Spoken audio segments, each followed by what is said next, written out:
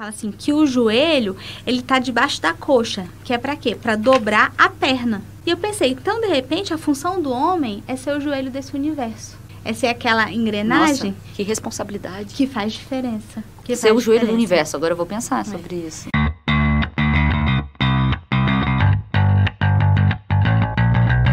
Dualidade, um bate-papo com resumo de livros que tratam sobre o desenvolvimento humano e as inquietações da vida moderna, com a jornalista Adriana Nicásio e a publicitária Júlia Scheibel.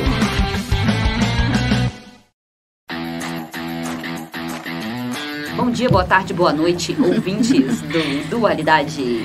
O livro de hoje é A Vida que Vale a Pena Ser Vivida, de Clóvis de Barros Filhos e Arthur Médici. Mas antes a desculpa. Mas antes a gente quer começar mostrando que estamos aqui, ó, no nosso canal do YouTube, nosso primeiro vídeo, certo? Isso. Vamos gravar todo esse podcast. Eita! E o livro, ele é uma delícia de ler. Fazia muito tempo que eu não li um livro tão rico, tanto em conteúdo filosófico quanto em ironia. Então, é um presente. Eu adorei, Clóvis. Eu realmente queria virar sua amiga. Não, Clóvis é maravilhoso. Ele tem várias palestras, eu já assisti até pessoalmente dele também, sobre ética, né? E como ele diz, estamos precisando de professores de ética, porque temos muito canalhas no mundo. Então, assim como dentistas precisam de cárie, precisamos de ética para viver, né? Isso. E qual que é a grande advertência dele? Que esse livro não é um livro para quem quer uma receita. Porque quando a gente vê a vida que vale a ser vivida, você quer saber qual que é a vida que vale a pena. E a advertência dele é justamente essa. Você vai ler.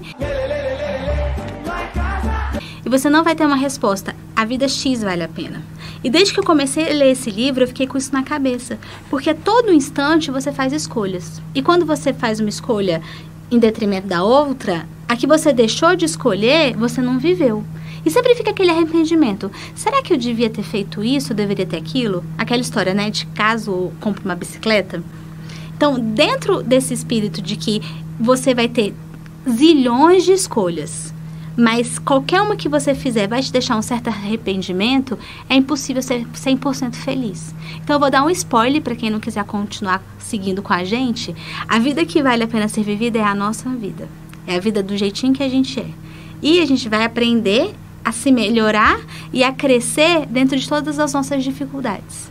Então, quem quiser vir com a gente a partir de agora, venha. Vamos nessa. Então, vamos lá. O livro, ele traz 10 capítulos e cada um dos capítulos, ele traz alguns filósofos e um jeito de você lidar com a vida, né? Então, primeiro, vida pensada. Segundo, vida ajustada, vida prazerosa, vida tranquila, vida sagrada, vida potente, vida útil, vida moralizada, vida socializada e vida intensa. Então, começando, você vai começar pela advertência ou a gente vai direto para, vamos dizer que não é uma introdução, até como ele chama, considerações de andamento. Não, a advertência é isso, que o sucesso ele não tem fórmulas. Ah, tá. Então ele já avisa logo que isso aqui não é 7 hábitos da vida felizes para você seguir. Não é. Perfeito. Não é. Então o segundo E que ele diz o seguinte, que essas fórmulas, elas escravizam. E a partir do momento que elas te escravizam, elas não funcionam. Porque não tem como ser uma vida feliz escravizada. Porque não existe receita de bolo, né? E cada um tem a sua individualidade. Isso. E aí, qualquer escolha que você faça vai te trazer frustração de alguma forma. Sempre vai dar merda, né? Eu já dizia o Pondé, sempre vai... A frustração te acha, né? E aí, então, vamos pro primeiro que seria a introdução. Eu achei muito legal, porque não tem o título introdução. Ele colocou assim, considerações de andamento. Por que considerações de andamento? Porque a vida já está acontecendo. E a partir do momento que é sobre a vida que vale a pena ser vivida, você já está passando por ela. Também vale uma outra consideração, que não são considerações de andamento, mas considerações de início desse livro, que é quando ele diz que esse livro foi feito como um curso, inicialmente, porque os alunos dele, da faculdade, né, perguntaram qual tipo, né, faz pra gente um curso de como viver a vida. E esse livro, na verdade, é o compilado de um curso de 2 anos que ele ofereceu lá na faculdade. Então, bem legal também essa informação. Isso, porque ele era professor, né, da USP. Eu acho que é da USP, né? É da isso ECA. mesmo, da ECA, né? Da área de comunicação. Escola de Comunicações e Artes da USP. Isso. E hoje ele é palestrante, hoje ele ganha vida como palestrante. Só palestrante, ele não é mais professor, não? Não. Nas últimas sabia. palestras que eu ouvi dele, ele falava isso, né? Que eu ganho a vida como palestrante, está aposentado. Então, para o primeiro capítulo, vida pensada. Primeira frase, pensar para viver. Nesse capítulo ele traz Sócrates e traz Platão, porque é importante saber que Sócrates mesmo não escreveu nada. Tudo que se conhece hoje foi escrito por Platão e por meio de diálogos. E nesses diálogos, tem um banquete, que é um diálogo super conhecido, mas nesses diálogos, o Platão, ele sempre coloca Sócrates como fazendo perguntas em busca de noções absolutas de amizade, noções absolutas de felicidade, noções absolutas de justiça. Então, num desses diálogos sobre a amizade, ele quer dizer o seguinte: quem que é o seu amigo? Seu amigo é aquele que faz exatamente o que você gostaria que ele fizesse? Mas, de repente, algo que você gostaria que ele fizesse não é tão bom para você, e ele vai ser seu amigo em fazendo algo que te prejudica? Então, é quando você tem noção das verdades absolutas da vida que você passa a não julgar. É muito importante você pensar, fulano é brega, por exemplo. Ele cita até um exemplo interessantíssimo, que ele está numa loja de tintas e a vendedora diz: essa parede verde não combina com essa parede, com as outras cores que você escolheu, fica brega. Ele falou assim: mas quem que é você para dizer o que é brega? Para você dizer o que é brega, você tem que saber exatamente o que é o belo. E o que é beleza no mundo, né? E o que é a beleza do mundo. Então, uma vez que você tem as noções absolutas, você consegue entender como que o seu pensamento ele é repartido. A realidade é feita de vários reais, mas cada real é uma visão partida do mundo, particular. E quando ele traz toda essa visão de noções absolutas e ideias absolutas, ele nos faz pensar. E quando a gente pensa, a gente não julga. A gente respeita o outro. E viver uma vida sem julgamentos é uma vida mais leve, uma vida muito mais tranquila. Então, eu achei muito legal quando ele diz sobre isso. E ele diz o seguinte, que é a definição de belo, né? A definição de belo está a serviço de interesses daqueles que os defendem. Por isso, mulheres siliconadas em exposição televisiva fazem a alegria dos cirurgiões plásticos. E aí eu lembrei de quem amamenta, né? Quem amamenta também fica super feliz em ver aqueles...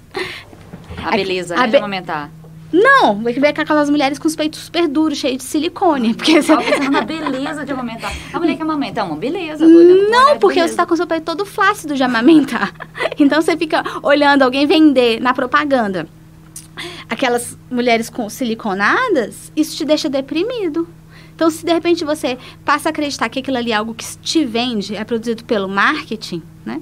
E eu estava comentando isso com meu marido, e aí ele me contou uma história interessante, que eu falei assim, por exemplo, Coca-Cola transformou o Papai Noel em Papai Noel vermelho. Então, assim, até as cores, às vezes, que você tem como padrões, elas são criadas pelo marketing. E ele disse, não, no Grêmio o Papai Noel é azul, porque ele é gremista. Uhum. Então, para aquele público, o Papai Noel é azul. O G1, eu estava vendo como esporte é algo que mexe muito com a nossa alma, as páginas do G1 de cada time são das cores do time. Então, apesar do template do G1 ser vermelho, o do Grêmio é azul, do Palmeiras é verde. Então, é um respeito à individualidade do outro, é um respeito ao gosto do outro e até uma customização do serviço. Claro, para até você ficar mais tempo ali. Você já gosta, já tem prazer por aquela cor. Exatamente. E vale a gente trazer esse pensamento que você falou sobre o pensar, né? Explicamos aqui a questão da publicidade, o quanto que isso envolve. A beleza envolve, então, o momento atual, a beleza de silicone traz essa questão do consumo. Então, a gente tem um consumo que busca essa beleza. E quando a gente começa a buscar as verdades absolutas ou refletir pelos filósofos, a gente sai um pouco dessa visão até muitas vezes cega do mundo atual, que não nos leva sempre a uma felicidade, a uma vida bem vivida. Então, vale a pena pensar, vida pensada nesse sentido, que vale a pena pensar, refletir, né, sobre verdade, sobre o que seria amizade, como ele questionou, ou o que seria beleza, como você acabou de falar na questão da cortina, do ver o brega ou não, ou ver a beleza no silicone ou não, que traz essa um pouco pra gente, a gente tem que pensar para poder entender isso e não ir numa maré sem perceber. Então, vida pensada traz essa questão das verdades absolutas, que não são absolutas, são reflexões do mundo, porque nenhum filósofo nos traz uma resposta. Uhum. E que a gente tem que trazer um pouco do pensamento, que muitas vezes a gente fala, conhecimento ninguém te tira. Por quê? Porque você aprende, a partir do momento que você aprende, você muda, e você age diferente, e você olha com olhos diferentes. E também tira o olhar do julgamento, né? Isso. Ele coloca o seguinte, que para Sócrates, o que pensa no homem é a sua alma.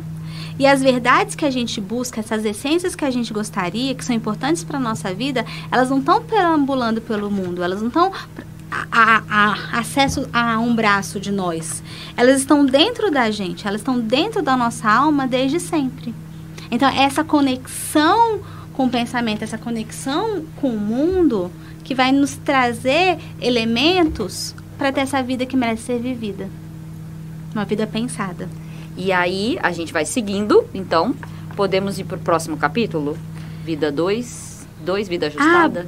Deixa eu só... Você quer fazer algum mais comentário? Não, eu vou lembrar do negócio que eu escrevi aqui, vou até ler. O homem virtuoso é aquele que consegue ser senhor de sua própria vida.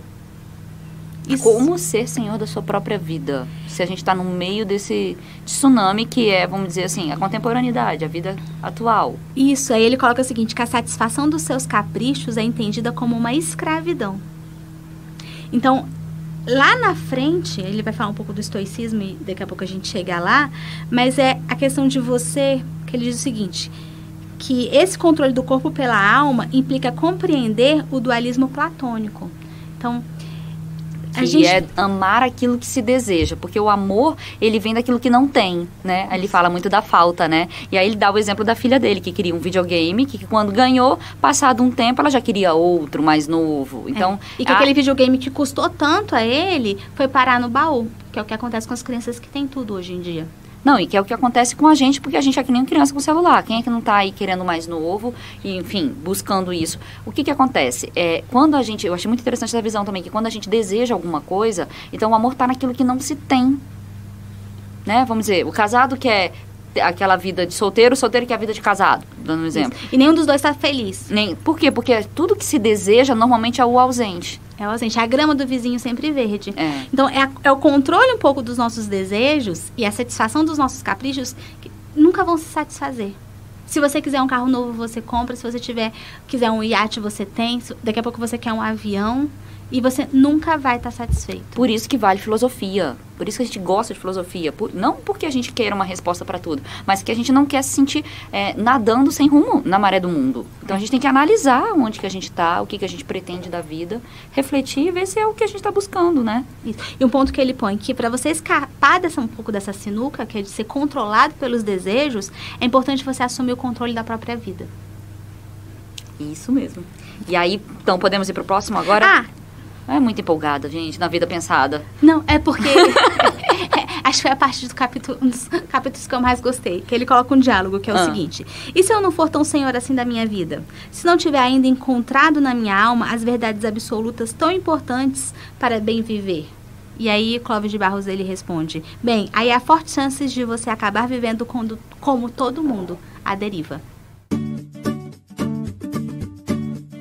Então, vida ajustada. E o que seria vida ajustada? Eu só penso assim, no induto, assim, como é que a gente ajusta a vida? Não dá para ser egoísta. Foi o primeiro ponto que eu coloquei aqui.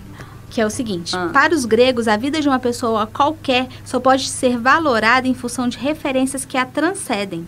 A melhor maneira de viver é preciso olhar para fora de si, considerar outras coisas além de você mesmo. Então, é justamente isso, você se ajustar em relação aos outros. Mas isso não machuca, porque ajustar também lembra de uma calça jeans, você colocando ela, aquela apertada.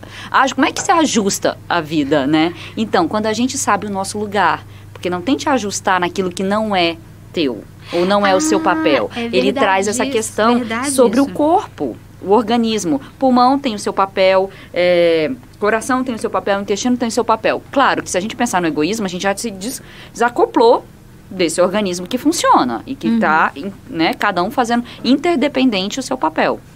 Então, eu considero que o que eu entendi de vida ajustada é você estar no seu lugar dentro do universo, fazendo aquilo que te compete, que você sabe, que você busca, que você tem prazer.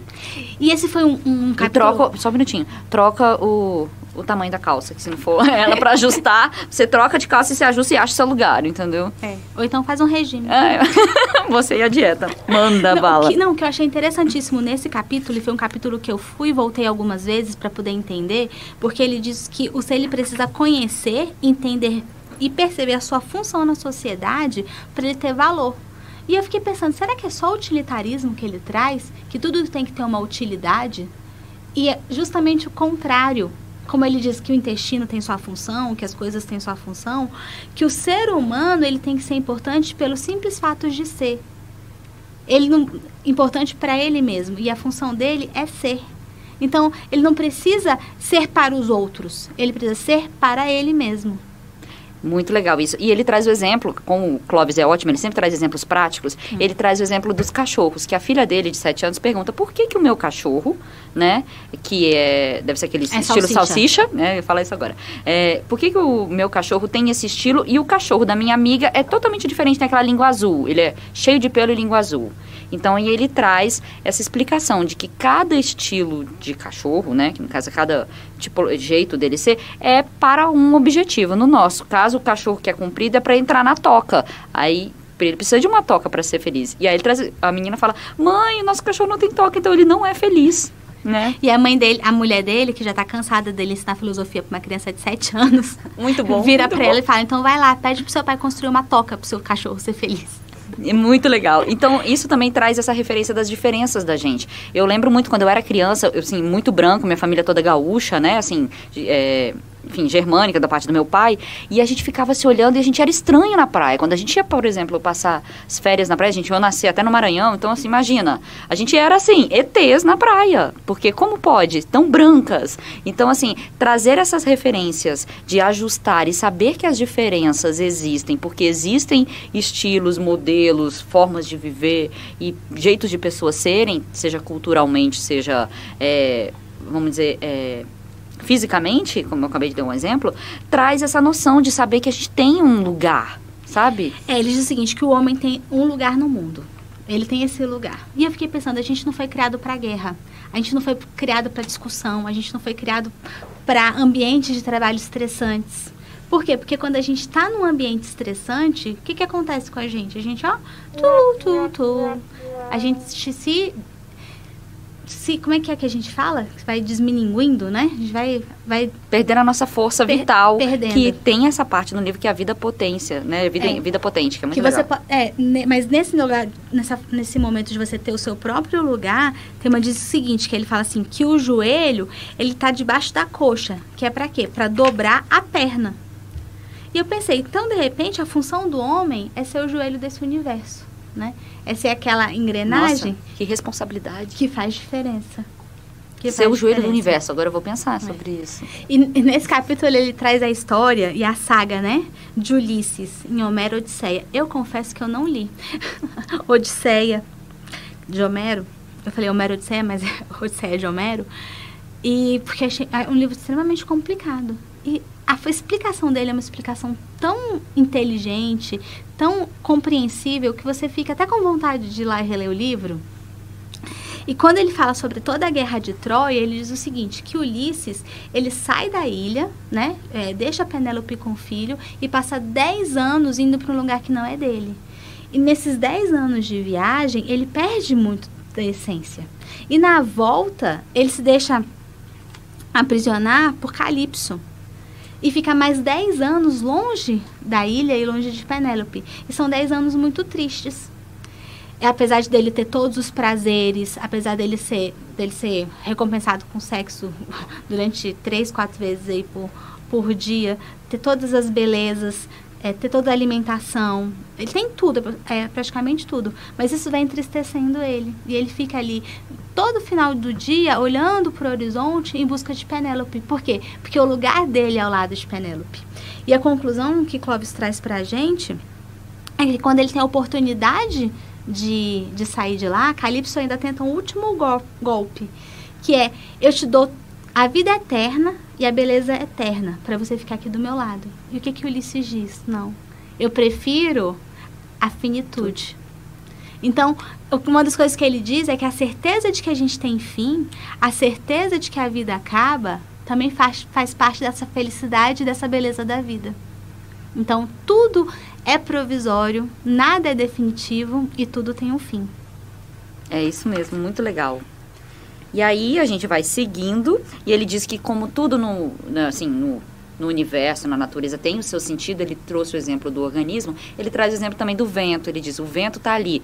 E aí ele, de tão feliz, às vezes ele uiva, ele faz um barulho, e ele tem a sua função, que é polinizar, fertilizar a terra. Então, sabendo qual é o nosso lugar, nossa vida ajustada, a gente tem o nosso fim, o nosso objetivo, né, de vida. Ele diz assim, que para o pensamento mitológico e posteriormente filosófico grego, uma vida boa, ainda que finita, supera e muito uma vida eterna fora de lugar.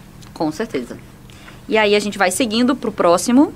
Então, tem muito essa questão do servir, né? Eu vou fechando aqui a vida ajustada, que ela tem muito o olhar do servir, por isso não sermos egoístas. Qual é a nossa finalidade, qual é o nosso fim?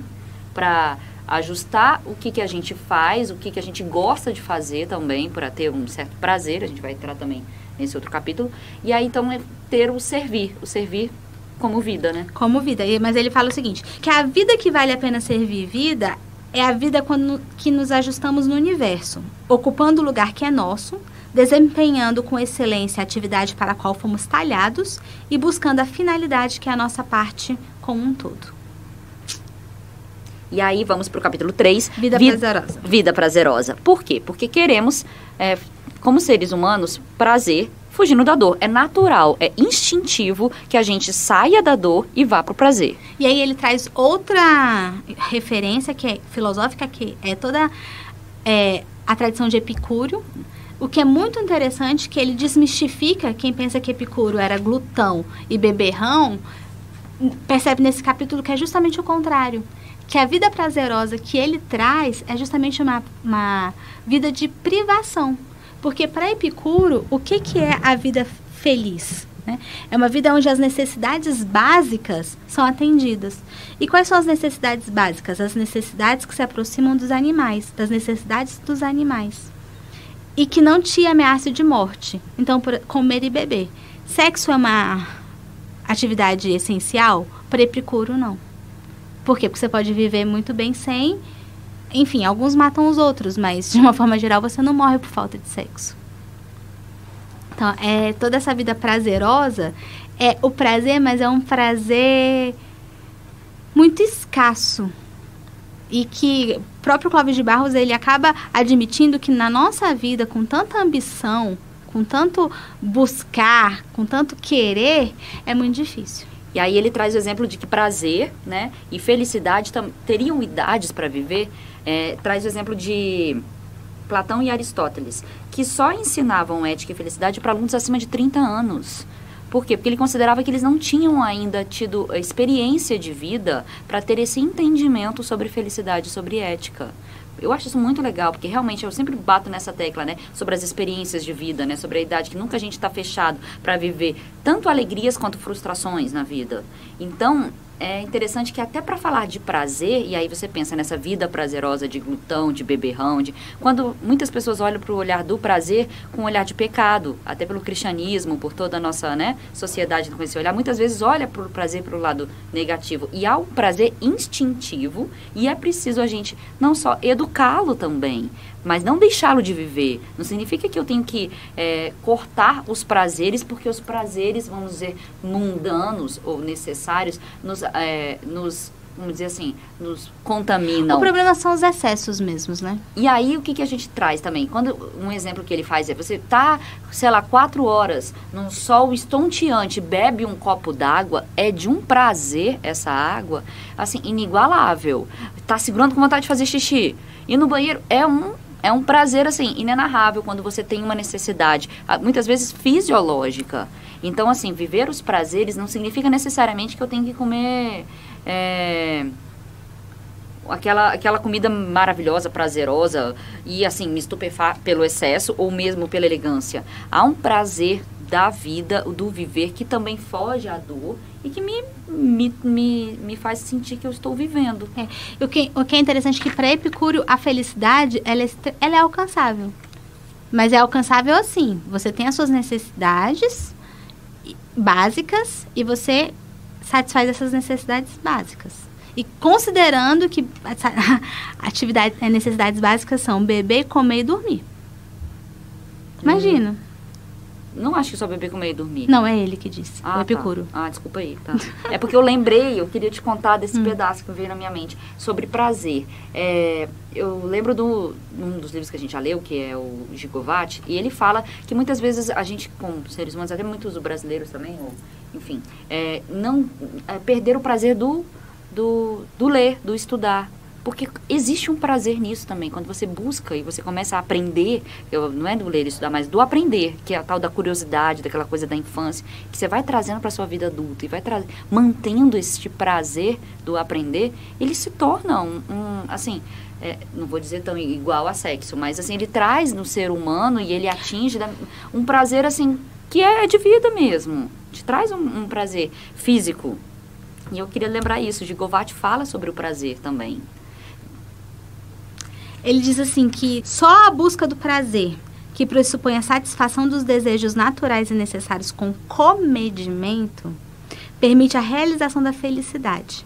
Porque a busca da satisfação de outros tipos de desejo e exageros são perturbadores, tanto no sucesso quanto no fracasso. E aí, vamos refletir mais. Se prazer e dor fazem parte da vida, não há como temer a morte. Ele traz essa visão. Se todo prazer e dor provém da sensação, o fim da vida não pode ser nem agradável, nem desagradável. Por isso, é tolice temer a morte. Ele traz um ponto só sobre a morte quando ele fala sobre a vida tranquila, já aqui no capítulo 4, não é isso? Não, eu estou ainda no capítulo dos prazeres, sim. Oh. Não, sim, é que a gente já está indo pro capítulo 4. Tá, então vamos. Que é fugir das preocupações. Que ele começa assim, vida tranquila. Então, seguindo o próximo, capítulo 4, vida tranquila. Isso é interessantíssimo, porque ele usa o exemplo de uma mãe que fala assim, nossa, eu preciso de tranquilidade. Que dispensa os meninos para a escola, o marido para o trabalho, vou ficar em casa de pijama assistindo, às vezes, sessão da tarde. Isso que é vida tranquila. E é o que ele chama atenção o tempo todo, que a nossa felicidade ele tem que estar no momento em que nós vivemos. Ele não tem que esperar as coisas acontecerem para ser feliz. Então, é no momento que está aquela agitação, que está aquela confusão com os meninos e com seus filhos, que você para e vê a felicidade que você tem. De repente, de ter uma família grande, de reconhecer a saúde daquelas crianças. Porque criança doente não faz bagunça, mas criança saudável faz. Então, é você olhar na sua estrutura familiar, que às vezes te estressa e te cansa, que está a sua felicidade. E não esperar acabar para ser feliz. Porque senão você vai ficar que nem um coelhinho com uma cenoura amarrada na sua frente. Você está correndo, correndo, correndo, você nunca conseguiu encontrar a cenoura. Por quê? Porque a felicidade está sempre a um braço de alcance, mas você não alcança. Como, por exemplo, quem espera se aposentar, né? Para ser feliz, para mudar de cidade, para morar na praia. Ou eu sou feliz na sexta-feira, não vejo a hora de chegar sexta-feira ou final de semana para ser feliz. Então tem essa visão de vida tranquila, questionando se a vida tranquila é realmente aquilo que se almeja, né? Isso. Então, e ele faz essa relação com o divino, ele faz essa relação... com o estoicismo romano, com Deus, com alma. Então, ele traz vários pontos sobre a felicidade, como a tranquilidade. Tranquilidade é a razão, que ele diz, a razão é recurso dado pela natureza ao homem para analisar e evitar a tristeza. Ela ajuda a identificar o que nos cai bem e o que nos faz mal. É peça-chave na busca de um pouco de tranquilidade. Então, às vezes você precisa da razão para ser tranquilo. Você tenta evitar a tristeza a todo instante. Tem a questão da providência divina, que às vezes é a providência divina que vai nos trazer a tranquilidade. Então, assim, seja onde você for buscar a sua tranquilidade, ela precisa ser para o momento exato. Ele traz até Sêneca também, né? Sêneca fala muito sobre a finitude da vida também. Então, assim, eu lembro, tem um livro do Sêneca que é sobre a brevidade da vida. Então, é essa visão mesmo de que se a gente tem que buscar algo para fora... que sabendo que a vida é uma finitude, é saber viver esse presente, né? E ele diz assim, que ele considera todas as adversidades, Sêneca, né? Ele considera todas as adversidades como exercícios. Então é isso. A gente está passando por um problema de dificuldade, de transição, um obstáculo, é um exercício. Vamos nos divertir fazendo esse exercício. Do mesmo jeito que é buscar prazer no estudar, no olhar, vamos buscar prazer na dificuldade também. Né? Aí eu vou fazer o fechamento então desse, que Sêneca diz assim, que você tem o dever de ser feliz, lamentando menos, esperando menos e amando mais. Amor pelo que é.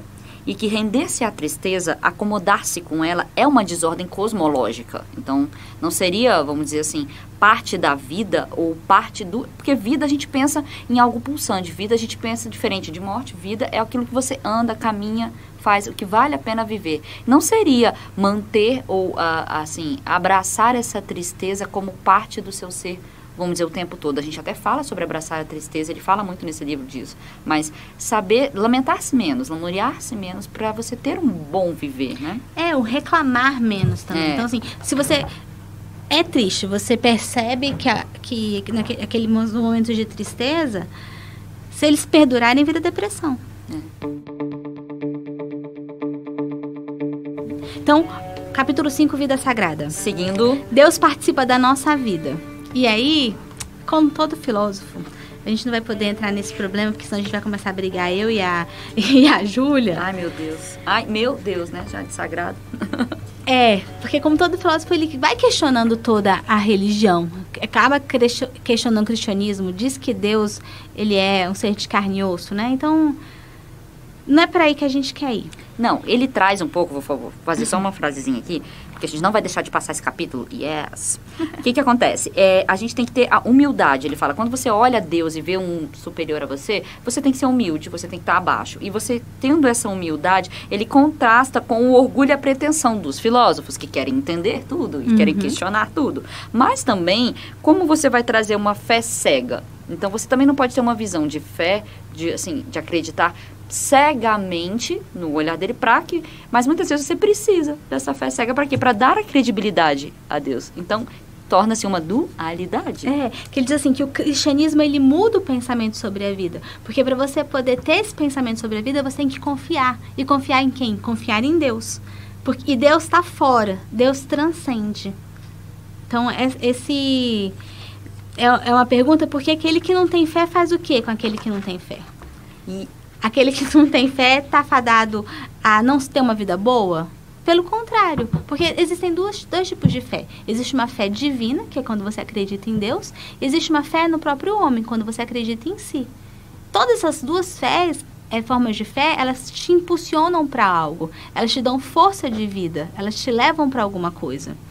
Então, ele diz assim, quando você não tem a tal da fé, como é que você faz para ter? E aí Clóvis responde, nada a fazer. Esta fé é como estilo, ou você tem ou não tem. Eu concordo com ele. Aí vou pegar um pedacinho do livro aqui que eu achei bem legal. O que nos aproxima de Deus é a própria criação. Enquanto Deus é o criador de tudo, nós, homens, podemos ser criadores da própria vida, escultores da estátua da própria existência. Para tanto, o homem pode transcender a sua natureza, a natureza de seus apetites. Essa possibilidade isola o homem do resto dos seres humanos, que agem segundo suas inclinações. Quer dizer, um macaco, um animal, uma tartaruga, eles não têm a escolha. O ser humano tem essa escolha, né? Então, ele fala muito sobre essa questão do agir livremente, da liberdade do arbítrio, né? Frente ao que até a própria teologia católica fala, frente ao que a gente tem de direito, né, como seres humanos. E a gente tem isso, essa é uma diferença, por exemplo, até muitos filósofos falam, o cachorro está vivendo a sua vida de cachorro, o gato está vivendo a sua vida de gato. E o ser humano, ele não consegue viver sem ele questionar, pensar, refletir sobre a própria vida. Então, isso é muito interessante, porque ao mesmo tempo, o que te pega a pensar sobre o que você já está vivendo, é ao mesmo tempo aquilo que te dá ânimos para viver a vida, né? Pois é, mas aí esse é o problema, que às vezes quando você tá pensando demais, você tá agindo pouco. Por isso que o Vida Pensada é só um capítulo. Ele é bem Já rápido. Ele diz o seguinte, que as coisas da salvação, pelo menos por enquanto, só tem a ver com a vida. Porque não se vive da mesma maneira, segundo se acredita, numa salvação de tipo cristão, de tipo estoico ou em nenhuma. O que ele quis dizer com isso? Eu acabei de pensar nisso. Falei, plim! Não, é porque eu marquei aqui, ó. As coisas da salvação, pelo menos por enquanto, só tem a ver com a vida. Porque não se vive da mesma maneira, segundo se acredita, numa salvação de tipo cristão. Ah, não, isso mesmo. Oi? Volta a fita. Voltando. Ele diz assim, querido leitor, como dizia um amigo de Amparo, as coisas da salvação, pelo menos por enquanto, só tem a ver com a vida. Isso é verdade, porque dependendo de como você acha que vai ser essa salvação, você vai viver de um jeito. O espírita pensa de um outro, católico de um jeito, budista, muçulmano. Cada um, né? Eu não veria um espírita, por exemplo, que acredita em vida após a morte e reencarnação, se transformando num homem-bomba. Que alguns... porque alguns extremistas... Nossa, que forte! Que alguns extremistas muçulmanos, que não são os muçulmanos, mas os extremistas, conseguem se matar... não tem apego à própria vida. Por quê? Porque ele acredita nas virgens lá no paraíso. Então, a sua forma de fé, a sua forma de acreditar vai influenciar toda a sua forma de viver. Mas influencia o quê? Influencia o seu hoje. Concordo. Agora eu entendi isso. Se você voltar para a frase, talvez eu não entenda ainda de novo, mas eu entendi o que você falou. O que acontece? Quando você pensa como você vai, vamos dizer assim, as consequências do seu viver, se existe uma vida após a morte ou não, você começa a agir de uma certa forma. E, por exemplo, né, eu sou uma pessoa que pensa muito nisso. Assim, às vezes eu tô fazendo uma meditação, tô lá quietinha. E aí eu penso, vou agir assim, vou melhorar e tal. Se tiver uma vida após, mas vou melhorando meu karma, né? Pelo olhar do budismo. Mas se eu tiver essa vida, se eu só ter essa vida, eu tenho que melhorar de todo jeito, porque é a única que eu tenho. Isso. O que eu penso como espírita é o seguinte: Deus me ajuda a melhorar pelo menos um defeito nessa vida. Porque não dá pra eu chegar numa próxima vida acumulando os defeitos dessa e de todas as outras. Então, acreditar em reencarnação, acreditar que a vida pode ser diferente numa outra oportunidade, não me permite fazer as coisas erradas hoje. Me obriga a tentar me melhorar. Mas se for uma só também, eu também tenho que melhorar tudo de uma vez. Tenho só uma. A gente tem que correr atrás do prejuízo. E aí, seguindo, vamos lá. Vida potente. A gente tem, vamos ter que seguir. Vida potente, isso é bem legal, entendeu? Que ele fala, e eu gosto muito, me lembrou Cortella, né? Que é essa coisa da pulsão vital. Uhum. Então, existe vida, aquilo que te bota pra cima, que te faz seguir vontade e garra, e tem aquilo que te deteriora, que te fragmenta. Então, assim, a vida potente é onde você descobre essa potência, essa sua vontade de viver, essa sua vontade de ir pra frente, de se esforçar, de ter mais condições. Muitas vezes, a gente até fala, o depressivo, ele não tem essa vontade, essa potência dentro de si. Então, basicamente, o que ele explica é essa questão mesmo da gente sair dessa inércia, de como buscar essa potência, o que te faz, o que te alimenta para viver uma vida feliz. Uhum. E ele diz que dentro das crenças judaico-cristãs, a mais consagrada no discurso moral, já nos tempos de Spinoza, é a do livre-arbítrio. E que o livre-arbítrio, ele pressupõe o poder da razão para controlar os afetos. Para Spinoza, apenas uma ilusão. Porque o mundo nos afeta, e ele fala muito das relações, que a viver é se relacionar. E não tem como a gente não ser afetado. Seja num término de namoro, seja empolgado numa paixão, seja qualquer momento da sua vida, você está se relacionando. E é o momento que você se relaciona, nem sempre a razão está parte da sua experiência. Então, ou mesmo uma morte, ou enfim, qualquer situação de vida que você viva, você vai estar, de uma certa forma, sendo afetado, né? Então, nem sempre a razão, gente, não tem como. Só os psicopatas, né? Porque aqueles que não têm nenhuma emoção e sentimento conseguem lidar com essa situação. Eu estava voltando aqui e vi as mesmas coisas que ele diz sobre essa questão do fragmentação, pela maneira como a gente é afetado pelo mundo, em que o mundo nos afeta, que nem sempre dá para trabalhar com a razão, entendeu? Que a potência da gente, essa potência de agir interna, né? E aí aqui, ó, aí eu marquei uma parte no finalzinho aqui, sobre alegria presente. Porque para tirar da mente ou da alma o que entristece, vale tudo. Vale recordar de coisas que excluam a existência das entristecedoras. Porque somos afetados pela imagem de um corpo flagrado no passado, do mesmo afeto de alegria ou de tristeza de que somos afetados pela imagem de um corpo flagrado no instante presente. É aquela visão do tipo, pensa numa cadeira e olha para uma cadeira, atinge o mesmo cérebro. Então, quer dizer que a imagem, assim, o signo, né? A imagem, a gente que trabalha com comunicação sabe, a imagem, ela traz e remete ao nosso cérebro a mesma visão do que você está vendo o objeto em si.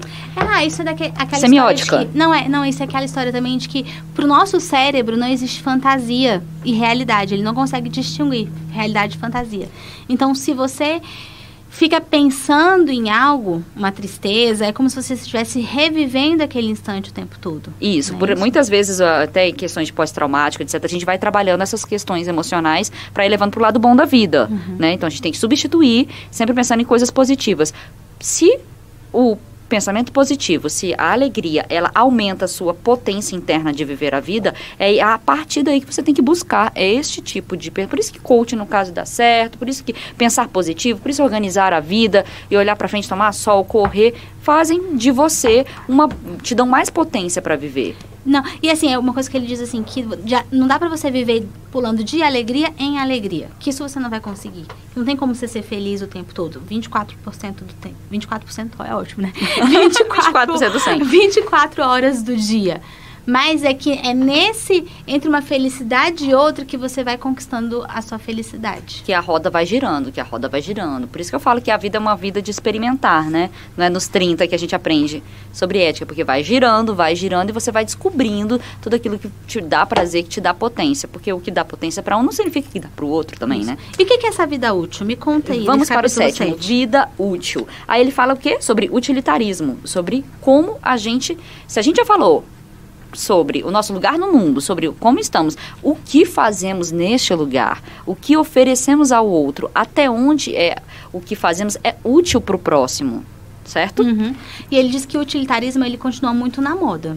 E o utilitarismo, na verdade, não é só a visão de resultado, porque aí eu achei muito interessante que ele traz 3 vertentes.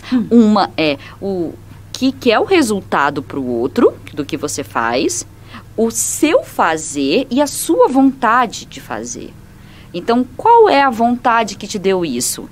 Então, assim, ele traz até o exemplo de um pai, por exemplo, que vai salvar o filho. E de uma pessoa que vai salvar um estranho. A vontade do pai de salvar o filho, emocionalmente, né, trazendo, é uma utilidade, vamos dizer assim, contaminada pela emoção, né? Ou pela própria vida dele. Eu não conseguiria viver sem o meu filho. Então, isso é um egoísmo. Então, como você olhar o seu fazer, o seu servir ao outro, se tem dentro de você uma vontade, uma pulsão que pode ser egoísta, né? E aí ele pede pra gente tomar um pouco de cuidado com essa visão de utilitarismo. Por quê? Porque se você... Primeiro que a gente não vai conseguir fazer totalmente o que se espera da gente. Em alguns momentos, a gente vai falhar. E nesses momentos que a gente falha, a gente pode se sentir inútil. Então, é nessa falha que tem que estar um pouco da inteligência emocional.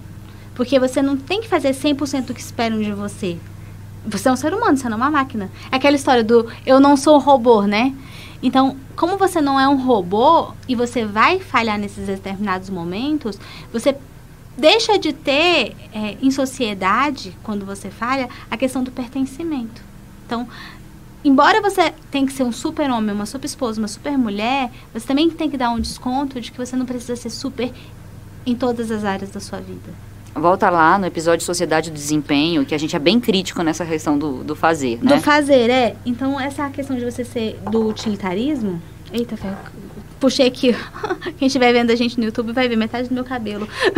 E aí, o que ele fala também que é interessante, o utilitarismo, ele não é tão negativo assim, num olhar só do que eu produzo. E não estou pensando no ser.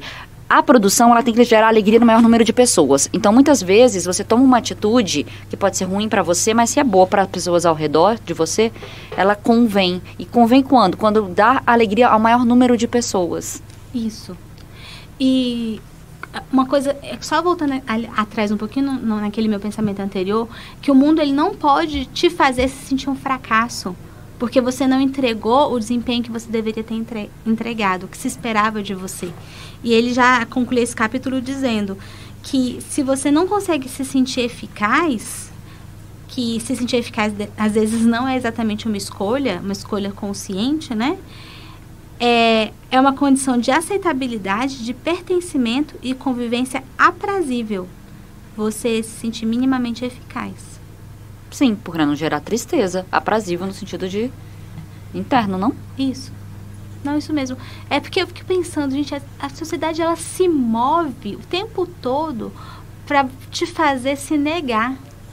Consumir. E consumir. Exatamente. Então, o tempo todo você está se mexendo para você entregar o que os outros querem, porque a sua autoestima depende de como os outros te veem. E você, de repente, começa a se ver pelo olhar do outro e você não olha para dentro de si. E a gente vai chegar lá, que tem a vida socializada. Mas antes dela, vamos seguindo pro 8º, que é a vida moralizada. E aí ele fala o quê nesse? Sobre a instrução de alguém para o uso da inteligência, a moralidade, né? E aí ele fala o quanto que ser moral no mundo de hoje, a observação disso. Eu gosto muito dessa visão do Cortella, que fala, eu prefiro ser ético do que ser moral, porque ético é o que eu sinto, que é de dentro de mim para fora, e moral é aquilo que se espera de mim do olhar de fora. E o que se espera de fora pode se mudar, né? A gente vê que cada vez mais a sociedade está ficando mais diversa, está trazendo um pouco mais de singularidade e respeito à diversidade. Então, a gente tem cada vez mais uma mudança de moral, se você pensar, né, dos estilos de antes para hoje. Então, a ética é uma coisa de dentro para fora e a moralidade vem de fora para dentro, né? E aqui ele cita Kant dizendo o seguinte, que não existe para Kant nada no mundo que ele seja bom ou ruim em si mesmo, que tudo vai depender das circunstâncias. E eu super concordo com isso, porque às vezes a pessoa FDP, pra não ter que colocar PIN, Aí, vamos lá. vou achar que eu sou a desbocada. Não, às vezes a pessoa é um super sacano, super canalha num determinado grupo e tem outro grupo que acha o outro um santo. Então, não é porque as pessoas usam máscaras, elas são fingidas mesmo. Mas eu acredito que são pessoas, que as pessoas de uma forma geral, elas também são imaturas. Sim. Então, como elas são imaturas, elas vão se moldando conforme as circunstâncias. Então, eu super concordo com esse conceito de Kant, que não existe ninguém bom ou ruim em si mesmo, que ele é influenciado às vezes pelas circunstâncias. E que é preciso conhecer a vontade dessa pessoa, né? Então ele fala muito dessa questão também, do talento, o uso do talento e a vontade. A gente tem um talento de fazer, a gente tem o uso desse talento, como isso está sendo utilizado no mundo e a vontade interna de gerar aquilo, né? Então são 3 pontos também que ele fala, eu acho bem legal. E aí... ele coloca da questão da moral, vontade e eficácia, voltando em Kant. Nenhum valor moral pode ser atribuído a uma ação em função dos efeitos dessa ação. Você jamais terá agido bem ou mal em função do que acontece no mundo por sua causa. Insisto, pouco importa o efeito. Então, por quê? Porque a gente vai trabalhar nessa questão da vontade, do vontade de fazer, né? A boa vontade não é desejo. Ele fala, desejo, ele muitas vezes não é nem... como ele fala, né, olhar pelo pecado, não precisa olhar pelo pecado, o desejo, que a gente falou da vida prazerosa, mas o desejo, às vezes, ele é inerte a você querer, e pode não ser tão bom, mas a boa vontade, aquilo que te gera essa pulsão para o fazer do seu talento, para fazer a sua ação positiva, a boa vontade não é desejo, você tem que analisar ela quase trazendo uma razão dentro, não só o emocional, mas uma razão dentro do seu querer, entendeu? Que é o motivo da ação, né? É que ele diz que vontade e desejo, às vezes, eles se confundem. Sim. Mas eu achei bem legal essa parte também. Diferente. E aí traz que o homem é cultural, ele é político, ele está no meio, entendeu? Somos um ser de razão e de liberdade. Eu concordo plenamente, eu sempre falo muito isso, sobre a gente agir na vida de uma forma justa e humana. Humana porque estamos no meio e erramos, e justa para a gente buscar o bem o máximo possível de pessoas, né? E aí, entre moral e amor, ele também fala, porque a gente precisa da moral sempre quando não houver amor. Porque existindo amor, não há necessidade de regras, morais, etc. Porque a gente está envolvido nessa, vamos dizer, beleza que é a relação do amor. É que ele fala assim, que o amor, ele impõe-se a nós. E a gente não ama muitas pessoas. Ele fala que no máximo 15, por exemplo. Isso que são as pessoas que mais, vamos dizer assim, são extrovertidas, né? Expansivas. Então, a gente não ama muito. Eu amo no máximo um pai, uma mãe, e a gente é olhando aí em relações, vamos dizer, saudáveis, familiares, né? Então, o que ele quer dizer? Que a moral, ela é necessária para uma sociedade. E ele diz o seguinte, que mesmo quando falta amor, mesmo quando falta moral, mesmo quando falta... todas essas questões que ele julga importantes para uma vida que vale a pena ser vivida, né? Ele diz que mesmo assim a vida vale a pena. Mesmo quando falta. Porque ainda vale um pouco de boa vontade. Então, acho que a vida, para ela valer a pena ser vivida, é uma vida com muitas faltas. Que a gente fala das muitas sombras, dos muitos defeitos, para que a gente possa, né? E as faltas mesmo, porque porque é nessa falta que você tem a busca, que você tem o crescimento, que você tem o dinamismo, que você tem essa questão do pulsar, que você sempre está citando Cortella em relação ao pulsar, né? Então, se você é uma vida que você considera uma vida sem muitos desejos, que é uma vida mais medíocre, o que você ganha, o que você avança, o que você melhora, né? Então, assim, um mínimo de boa vontade já está bem aceito para quem quer ter uma vida que vale a pena ser vivida.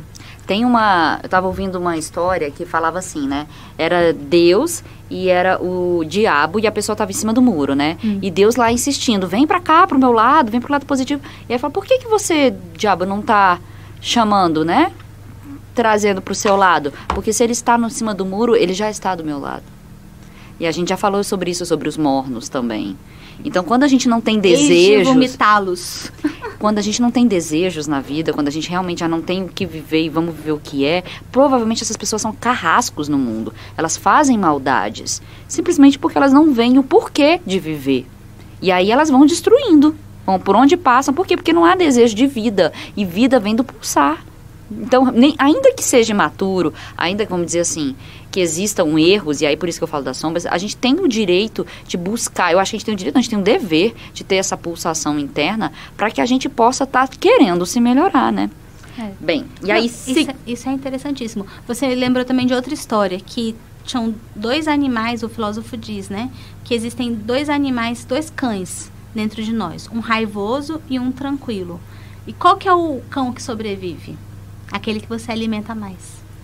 Então, eu achei bem interessante quando ele coloca esse ponto, que às vezes você não precisa do amor na sua totalidade. Você precisa, às vezes, de um pouco de boa vontade. Às vezes não é esse amor pulsante que você pensa, da paixão, mas sim esse amor pela própria vida, né? Aquele que faz arrepiar a espinha, né? Mas é bom também.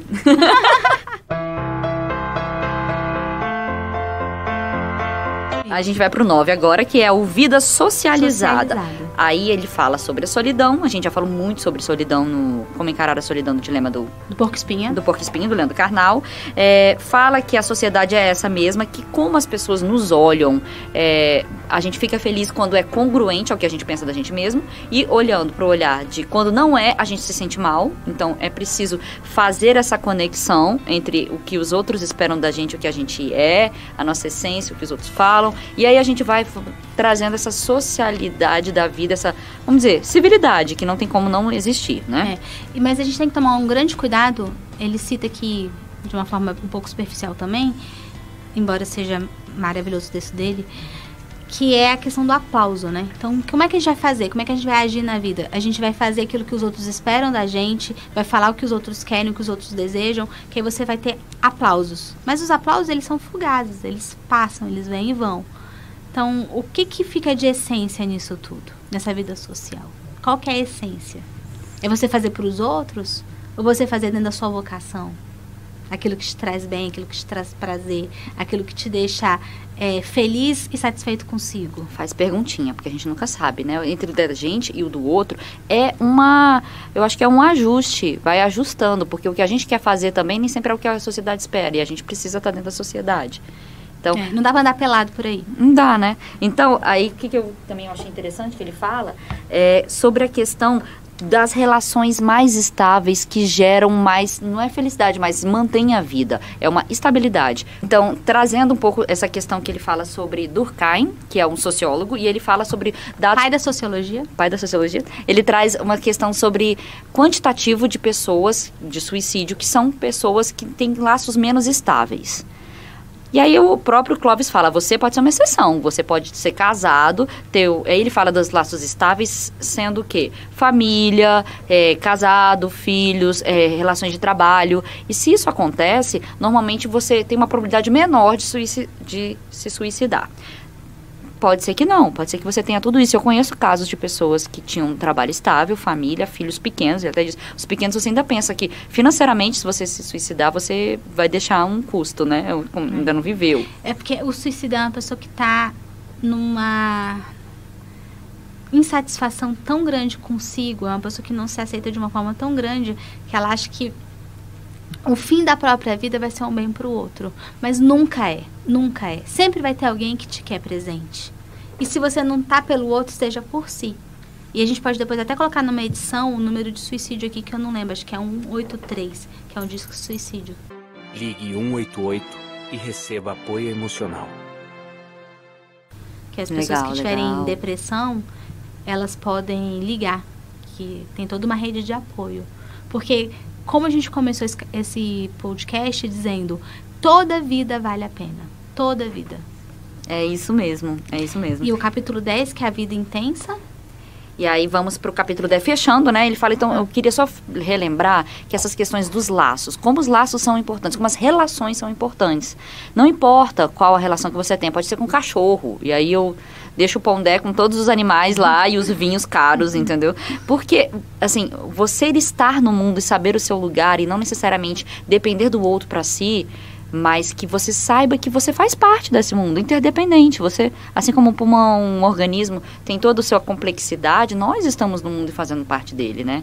Então, essa vida socializada, eu fecho nessa questão, que eu achei bem interessante.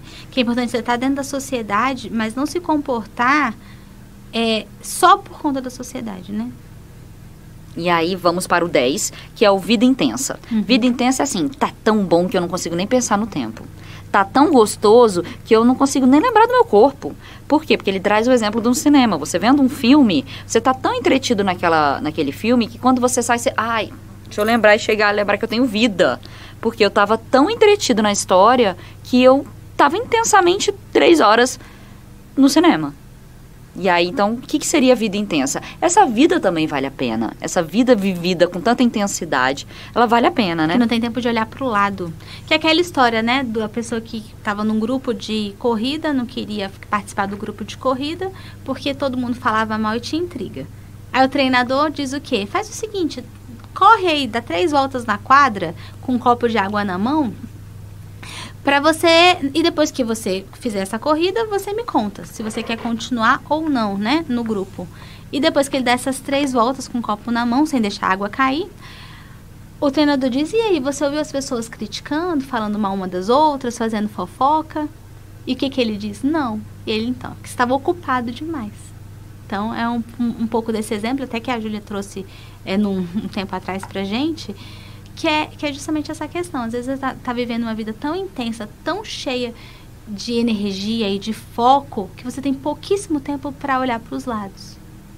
É isso mesmo. E aí, então, ele traz no finalzinho falando entre vida boa e vida de qualidade. A gente fala muito de qualidade de vida e pensa, fazer várias coisas, organizar meu cronograma, ver minha vida. Vida boa é uma vida de qualidade. Não estou dizendo de desempenho, estou dizendo de qualidade. O que te traz essa qualidade? Analise a palavra qualidade e tenta introduzir ela na vida. Porque vida boa é isso aí, é uma vida de qualidade. E é isso, fechamos?